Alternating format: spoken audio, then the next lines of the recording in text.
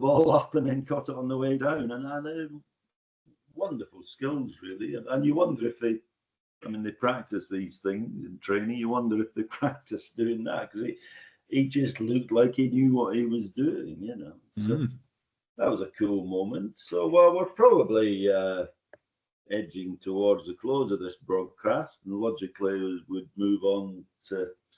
There's no need for England to have selection issues, I wouldn't have thought, unless someone gets injured, falling off a golf tee, something like that, between now and Hamilton. But obviously, the New Zealand selectors will be getting more employment than a Wellington limousine driver this week. There is some breaking news that Devon Conway's unavailable due to the imminent birth of his first child. So that's obviously perfectly fair enough, and opens up an opening in the Mark Chapman of Auckland's been brought in. He got off the back of 268 or something last week in the Plunket Shield for Auckland. So certainly a man in form. The other man who was in form, Will Young, presumably would be the first cab off the rank to replace Conway, but we don't know. They've brought Mark Chapman in. Concentrate on the batting first. Any selection thoughts yourself? Well, I think Gary Stead has probably, while commiserating and disappointed that Devon Conway didn't get any runs in this test, has probably simplified his life a little bit, in that Devon's not available and he doesn't really need to front the media with any other excuses as to why Will Young's not getting a run. So that would appear to be just a simple straight swap. I feel for Will Young because he's up hiding to nothing. He's performed in India. He deserved to be playing, and now he gets a single shot at it in this series, one would imagine, unless Gary Stead pulls any further surprises, but he's not known for that on the selection front. Tommy Blundell's obviously secure for a little longer, probably a year or two, given Gary's record, and then the microscope falls inevitably on Mr. Southey as to what the selectors will do there. Before a ball was bowled, Mr. Boyle, I remember leaning over to you saying that I wouldn't have picked Tim Southey for the Basin Reserve Test. I would have let him put his feet up,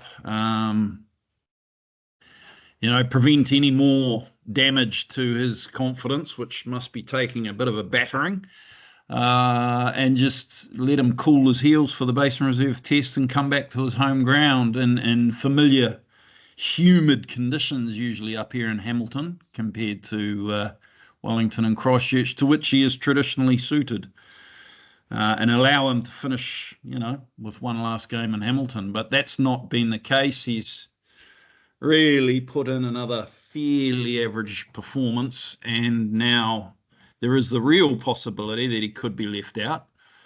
For Mitchell Santner, who, Seddon Park is a ground that does traditionally take a bit of turn, but again, it all depends on whether the New Zealand top order can sort of score some runs and, take the game into the third, the fourth day, and heaven forbid the fifth day, so that, we do get a wicket that turns a little bit. But, I think that's really the only selection issue that he's got to confront now. Your thoughts, Mr. Boyle? I think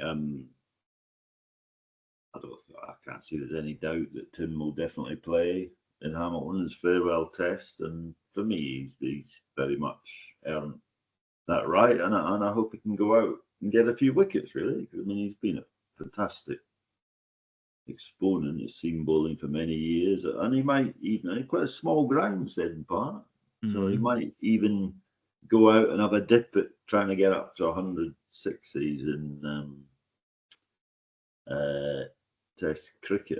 It's about maybe just 54, 55 in the areas squarish of the wicket that would be in Southey's wheelhouse, as they say. I personally, I'd certainly play Santner for Smith. For Possibly, Smith, all right. possibly, I would look at it, consider that. I mean, good bat as Mitchell, and the ball has spun at Seddon Park the last 2 or 3 years. There's no doubt about that. Even in domestic cricket as well, and it is Santner's home ground as well. So I think that would be probably the change I would make. I don't think you're weakening the batting at number 8, really. I'd also like to see a few overs out of Mitchell and Ravindra. I mean, top going into the game was Phillips and Ravindra offer spin options. I don't think Ravindra bowled an over, you know.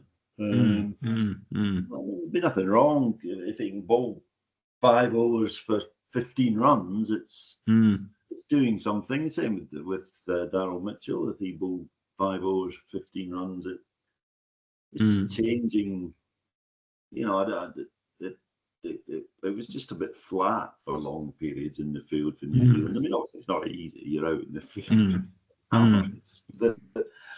Like, somebody like Mitchell or Ravindra might have come on and picked up a wicket, and in both their cases, the keeper could actually stand up to the stumps. So you've got another potential sole stump. True. I can't see that. I mean, there was no trouble for the batsman Duckett and Bethel when they were in charge. They were dealing with Glenn Phillips very easily. I can't see that there was any, you know, just give someone else even just 2 or 3 overs, see if there's anything there. But I think to get, obviously New Zealand got to raise their game considerably, but I think they've also got to think outside the square a bit, maybe. Ben Stokes is probably someone who maybe needs to think inside the square sometimes. But I think New Zealand maybe do need to, you know, because you if you're being overly passive in a test match, it just becomes harder work. Any rounding up thoughts yourself? Yeah, look, if you take Gary Stead's comments at face value, I did hear him say that the selection of Tim Southee at Hamilton will not be for any sentimental reasons. Now, if you take it at face value, I think there still would be, you know, I don't buy into that, but I think it will be a sentimental decision. But you know, I think you could clearly make a case for Nathan Smith over Tim Southee. I think, you know, that was a brilliant piece of fielding that got rid of Harry Brook in the first innings that he pulled off. I know he's gone for a few, but, you know, he appeals to me as a bit more of a wicket taker than Tim now. Great servant that he's been, and then he offers clearly more with the bat and in the field. Well, Tim's a good catcher at second slip. I'll certainly give him that.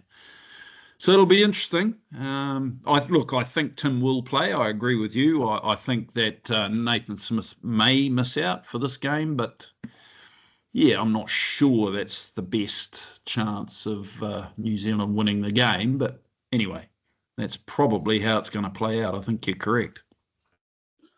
Okay, well, there speaks the hard man of Pakitani, pulling no punches on the selection, and I better sort out this sort of bomb site at the accommodation here. That's from the weekend's visit, and we'll leave it at that for now, and we'll see you all. I'd imagine on the morning of day 2 from Hamilton, and hopefully less than 15 wickets fall on day 1.